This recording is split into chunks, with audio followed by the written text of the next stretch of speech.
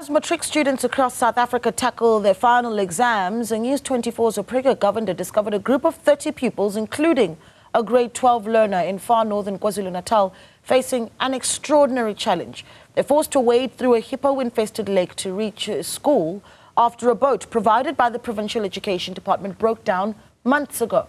Parents are calling on the department to urgently repair the vessel, highlighting the dangerous conditions, including unpredictable tides that the pupils must endure. Well, we're joined now by Mr. Khulekani Manzini, who's the chairperson of the Nhlange Secondary School governing body, to discuss the pressing issue of access to education in Engovukeni.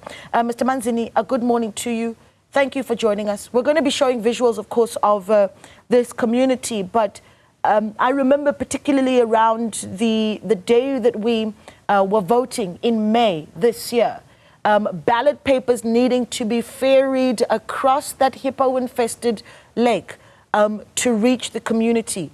But that's ballot papers and resources perhaps that are being provided by the state. Explain the situation that the school is dealing with in Nhlange, the learners, and how they're getting to school over these waters.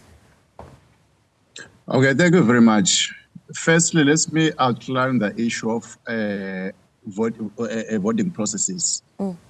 During the time of voting processes, the IEC and the government itself, they managed to transport their ballot papers, meaning that they are very concerned about the ballot papers. But in terms of education, the community on that side, especially the learners, they are facing challenges because now they are writing an exam and the boat is not working. So they find it's difficult to cross the river. Mostly there is a low in the high tide. Especially last week, they didn't attend the school. It was most fortunate that the exam was not yet begun. By this time, they're struggling, though there's no choice. They have to cross the river. They have to put their clothes alone, then they're carrying their clothes and the books on their head so that they can cross the river to reach their school. So how are they doing that? Are they walking? Are they, being ferried in little boats without this ferry by the Department of Education? I mean, talk to me about the visuals that you're seeing of these children, perhaps even the ages. I believe one of them writing their matric exams. Unfortunately, they're just crossing they're passing the forest firstly before they cross the river. And from crossing the river it's where they get the higher transport that they paid by their parents. But there's no boat at all. And there is no means of repairing those boats. It seems the Department of Education provincial in KwaZulu-Natal, there's no plan yet to fix that one because it's too old, it needs to be replaced, but there is no means on that regard. How far of a distance are these learners going to? I mean, because we're looking at this lake and it looks incredibly vast. So when these learners cross that lake, how far is that distance? The distance within the river? Yes.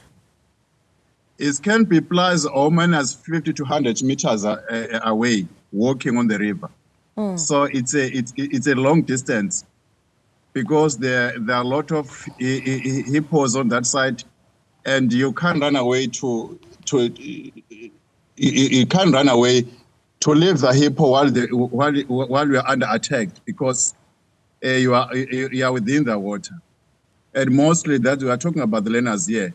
The young children who are crossing the river. Have there been any injuries? I mean, any children getting hurt? We're talking about a hippo-infested lake here.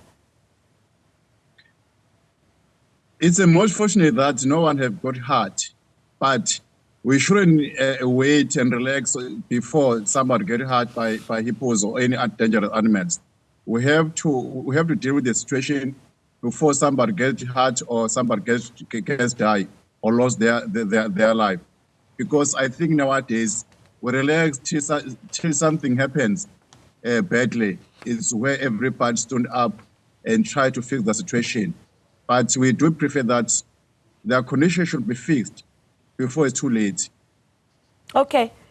Well, this ferry from Enguvugeni to Nhlange Secondary School, which is in the mainland, was one of 8 boats that the KwaZulu-Natal Education Department had gotten for it to move children to the school. It came at, 4.8 million rand.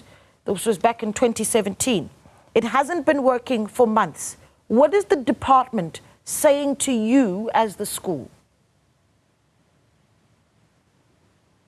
Currently, we haven't received any reports from Department of Social of Education, because there's no communication between the Department of Education and the parents and the committee at a large.